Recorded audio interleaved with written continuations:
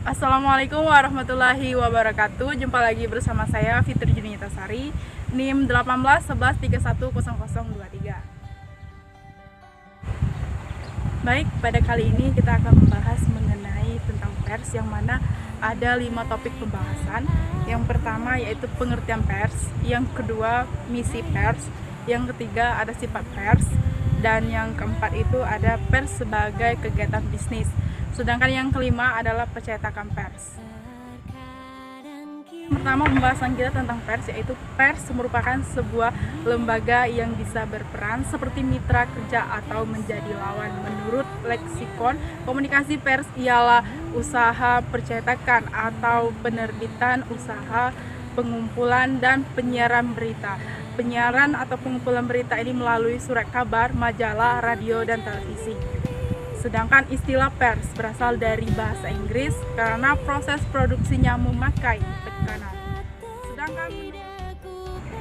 Sedangkan dalam Undang-Undang Nomor 21 1982, pers ialah lembaga kemasyarakatan dalam perjuangan nasional yang mempunyai karya sebagai salah satu media. Yang kedua, kita akan membahas tentang sifat pers. Sifat pers sebagai lembaga kontrol sosial dalam kehidupan berbangsa dan bernegara sangat berpengaruh terhadap pelaksanaan pemerintahan. Tetapi pemerintah juga dapat mempengaruhi pers dengan cara memasang rambu-rambu berupa peraturan dan perundang-undangan agar pers bisa ditundukkan. Ada 6 sifat pers sebagai berikut. Cocok untuk negara yang menganut falsafah demokrasi liberal, yaitu kebebasan yang sebebas-bebasnya. Yang kemudian fair komunis. Fair komunis ini umumnya berada di negara sosialis yang menganut paham komunis atau marxis, misalnya Cina, Rusia, dan sebagainya. Komunikasi ini terbentuk karena latar belakang pemerintahan negara yang menitiberkan kekuasaan tunggal, yaitu partai komunis. Di negara penganut politik fasis yang menentukan pemerintah berkuasa atau secara mutlak.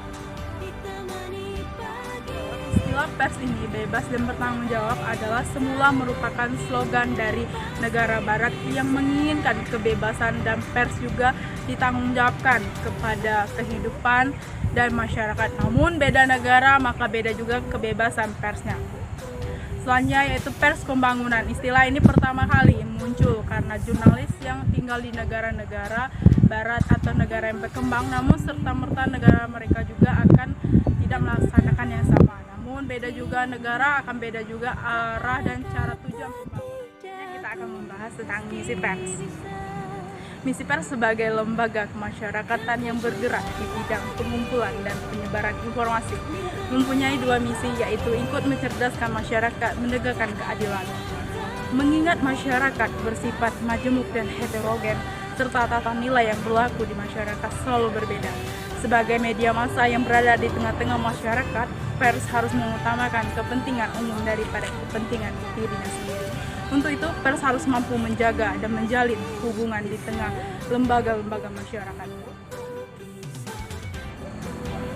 Yang keempat, kita akan membahas tentang pers sebagai kegiatan bisnis, di mana jika para pedagang Eropa dulu menggunakan pers sebagai alat penyampaian informasi harga-harga dagangnya, maka Julius Caesar memanfaatkan pers sebagai kegiatan propaganda senatornya. Di zaman modern, hampir semua negara menjadikan pers sebagai alat politik pemerintahannya. Sekarang di era milenium 3, masyarakat menjadikan pers sebagai lembaga bisnis dengan menjual informasi, baik berita maupun iklan.